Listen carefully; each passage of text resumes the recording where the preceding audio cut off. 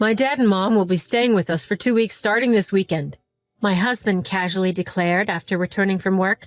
Without even bothering to ask me, he would unilaterally decide when his parents would visit, and I had reached my limit with his arrogance. Wait a minute, again? They were just here last month, weren't they? What's your problem? Are you treating my parents as if they're intruders? That's not what I meant. You're my wife, and all you need to do is make them feel welcome.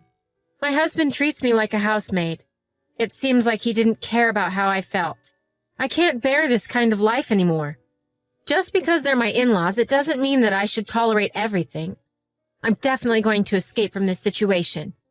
My name is Judy. I'm 30 years old. 3 years ago, I married my coworker and resigned from my job when we got married. I want you to be a full-time housewife and support family, my husband asked me, so I became a homemaker. 2 years after we got married, I became pregnant. Currently, I'm living busy days, raising our 1-year-old daughter, Alice. My husband's name is Kyle, who is also 30 years old. Recently, he seems to be in line for a promotion at his company. Due to this, he's been working a lot of overtime and weekend shifts, so we seldom have time as a family. Normally, he'd contact me if he's going to be late, but on this day, he hadn't come home even when it was 8 p.m. I became worried and texted him, but there was no response. After waiting anxiously, he finally came home just after midnight. You're still up. Why didn't you respond even once? I messaged you so many times. I couldn't help it, right? I was doing overtime. Overtime? No matter how busy you are, couldn't you at least send a single text saying, I'm doing overtime and will be late? I was worried because there was no response from you at all. Judy, you're being overly dramatic. Stop making such a fuss just because I got home a little late. What's with that tone? I was worried about you. It seemed my worries are not reaching him at all. Kyle just responded with the flat, yeah, sorry about that, and headed to the bathroom. He wasn't always like this. The changes in Kyle began after our daughter was born a year ago. That being said, I believe Kyle was genuinely happy about Alice's birth. Although he wasn't present during the delivery, he came to the hospital right after she was born. Both sets of parents were delighted, and I still remember how truly happy we were. The following month after Alice's birth, the in-laws came to stay with us, and they stayed for 2 whole weeks. I was exhausted, mentally and physically, from my single-handed newborn baby care, but Kyle decided to invite the in-laws without consulting me. Of course, I firmly protested. But Kyle persisted. My folks just want to see their grandchild. He didn't care about my opinions. Whenever I showed any signs of displeasure, he would respond with even more irritation. And he would always spit out the same line. Are you treating my parents like they're in your way? He said. That was the trigger. And from that point on, the in-laws began to stay at our house for 2 weeks, almost every month. While they played with Alice, they did not lift a finger to help with household chores. I was the only one who had to take care of their laundry, meals, and everything on top of looking after Alice. Kyle was often coming home late due to overtime and away working on weekends, so dealing with his parents fell entirely onto me. The additional burden was unbearable, as I was already overwhelmed with taking care of Alice. Nevertheless, that day, Kyle casually announced, "Oh, by the way, my folks are coming to stay again this weekend." Wait a minute, again? They were just here last month.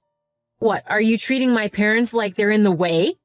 That's not what Anyway, you're my wife, and you should host them nicely. Kyle never agreed with my opinions, and my frustrations kept piling up day by day. But thinking of my little daughter, I couldn't just leave him. At that time, all I could do was silently accept what he said. A few days later, as usual, my husband left for work, and the doorbell rang just after 10 a.m. Here they are again. Considering Kyle is at work, it would be nicer if they could at least come late in the afternoon or even in the evening. Holding these grievances within, I opened the front door. Sure enough, there stood my in-laws. Somehow I managed to force a smile. Good morning, Father, Mother. Hey there, Judy. Here we are again. Where's little Alice? Let me hold her right away. Alice is in her room, but she just fell asleep. What? She's sleeping? Then I'll hold her. Wait a minute, dear. I'm the one who should hold her first. As they engaged in this banter, they barged into the house. They lifted Alice, sleeping peacefully in her crib, and started a tug-of-war over her. I tried to stop them. She's sleeping. But they paid no heed. Crying out over who gets to hold Alice, they ended up waking her up with the noise. And then, of course, Alice started crying. As soon as Alice started crying, the in-laws thrusted her back at me. Oh, she's crying again. This kid cries all the time, doesn't she? Yeah, really? Kyle didn't cry this much. Judy, are you sure you're giving her enough love? Of course I am. I couldn't stand their comments any longer, so I chimed in. She usually sleeps just fine. She's crying now because the two of you were shouting over her. What? Are you trying to say it's our fault? Oh, goodness, Judy, that's a harsh thing to say. We're here trying to dote on our granddaughter, and instead of thanking us, you complain. I didn't mean to complain. It's just that... Now I've got a bad taste in my mouth. I'm feeling a bit peckish, too. Can you make us something? Well, I'm going to take a break. Judy, can you brew us some tea? Oh, and don't forget the cookies. Despite Alice crying at the top of her lungs, they behaved just like that. If they're hungry, they could eat outside. If they want tea, they could brew it themselves. Even though I thought that in my heart, I couldn't say it out loud. I stood in the kitchen holding my sobbing daughter and catered to my in-laws' demands. For the next 2 weeks, I was busy without a break. My in-laws, and of course, my husband, didn't help with the housework at all. Eventually, I couldn't bear it anymore, and the night my in-laws left, I complained to my husband. Hey, about your parents, can't they reduce the frequency of their visits a bit? What are you talking about? You're saying you don't like my parents coming? My husband immediately retorted, and I was taken aback. It's not that I dislike it, I just think they visit too often. Plus, staying for 2 weeks, that's way too long. It's just 2 weeks, isn't it? Besides, they don't come every month. Don't complain too much. My husband sighed deeply and didn't even try to make eye contact with me. Nothing was going to be changed for the better. I thought, and I pleaded with him again. Listen to me. Seriously. I'm busy taking care of Alice, and it's tough to also take care of your parents on top of it. Kyle, you don't even help me at all, and I've got too much on my shoulders. Huh? Don't talk like my parents are a burden. They're taking care of Alice, and I can't believe you can say such a thing. Taking care? As soon as Alice cries, they push her on to me. You're always like that, Kyle, just doting on her when you're in a good mood, and you're not really caring for her. Give me a break. Do you realize who you and Alice are living off of? What? Why do you have to bring it up? I became a housewife because you wanted me to, Kyle. Shut up. Isn't it the fact that you're living off my money? Stop complaining and properly treat my parents. His loud shouting voice woke up Alice. Immediately, Alice started to cry, and he left the room with an annoyed look on his face. Why? How can he make such a face to his own daughter? It's his fault that Alice woke up in the first place, because he was shouting. Can't he help with housework and childcare just a little? I had nowhere to direct my anger and frustration, and tears welled up in my eyes. Hidden by the sound of my daughter's cries, I wept quietly. Even after that, my relationship with my husband didn't improve, and the days passed by. It had been a while. Around that time, I received a phone call from my mother who lives far away. Hello, Judy. Do you have any plans this weekend? No plans in particular. What's up? Well, actually, there's a funeral of a friend nearby. I haven't seen Alice for so long. I was thinking I'd like to visit. Really? I'd be so happy. Please come visit. Oh, I'm glad. If it's not too much trouble, could I possibly stay for one night? Of course. I'll let Kyle know. The unexpected news of my mother's visit filled me with joy. What should we eat? What should we talk about? I was filled with anticipation. But when I told my husband about my mother's visit when he got home, he returned an unexpected answer. Huh? What are you talking about? That's out of the question. Wait a minute. Why is it out of the question? This weekend, my mom and dad are coming over. We don't have room to accommodate your mother. I don't want to be bothered either. Huh? Your parents are coming again? Stop saying again. We should be grateful they're even coming. Huh? Grateful? What is he talking about? I don't see how this is something to be grateful for when it only adds to my burden. Normally, I would back down to avoid a fight, but I couldn't give in this time. I made up my mind and once again confronted him. Isn't it strange? Why is it fine for your parents but not for my mother? Huh? Well, of course the husband's parents come first. What? That's not fair. And the ratio is off. Your parents are here nearly every month, but my mother can't even come once a year? Since Alice was born, my mother hasn't seen her. Well, send her some photos or something. She doesn't need to come all the way. She's only coming because she has a funeral to attend. It's only for one night. Why do you always prioritize your parents so much? You're the worst. The words I blurted out, "You're the worst," seemed to have struck a nerve. He furrowed his brows and glared at me. You'd better watch out your attitude. I just meant just for one day we could have my mother. Enough. I'm the one paying for the rent, the groceries, all the living expenses. In other words, I get to decide who gets to come to this house. Shut up and do as I say, you parasite. At that moment, all the frustrations I had been suppressing exploded. All I asked was to host my mother for just one day. And yet, why do I have to be berated like this? And a parasite? Really? How could he say such a thing? Who does he think does all the housework while he's out making money? Enough is enough. I'll show him. It was at that moment that I decided to divorce my husband. To set an appropriate stage for it, just a little more patience was needed. I ended up explaining the situation to my mother and told her we couldn't host her. The weekend arrived and the in-laws came. My husband, unusually, had no work that day. Thanks for hosting us again, Judy. Is Alice awake yet? Yes, she's awake. Oh, what perfect timing. Let me hold her. Like always, the in-laws stormed into our house without any hesitation. My husband just sat there, grinning like a fool. While I was preparing some tea, my mother-in-law and husband approached me grinning.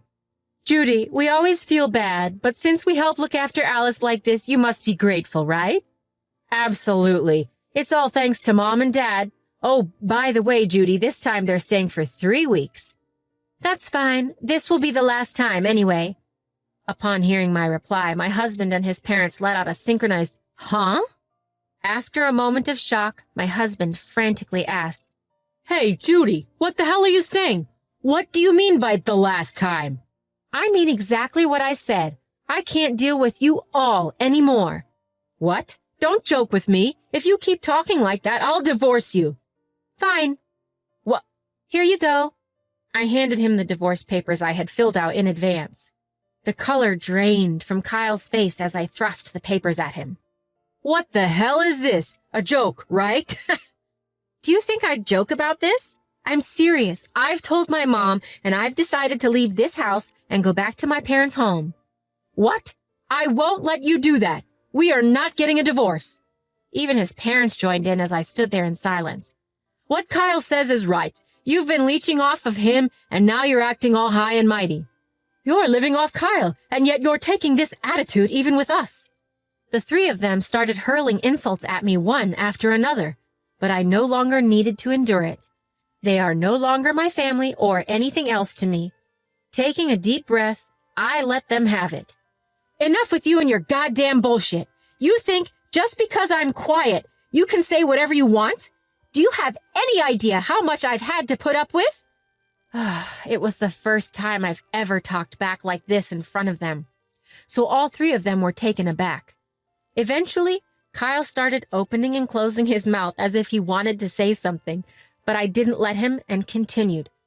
I wouldn't wish to be part of a family like yours anymore. Taking care of Alice? You're just intruding for your own satisfaction. Just holding her when she's in a good mood doesn't mean you're looking after her. Well, wait, Judy, let's calm down a bit. Shut up. Since Alice was born, how many times have you changed her diaper, fed her a bottle, bathed her? You're just messing around with her when she's in a good mood. You let your parents stay over all the time, but not my mom? That's bullshit. Why should only your parents be treated so well? I've had enough of babysitting you three.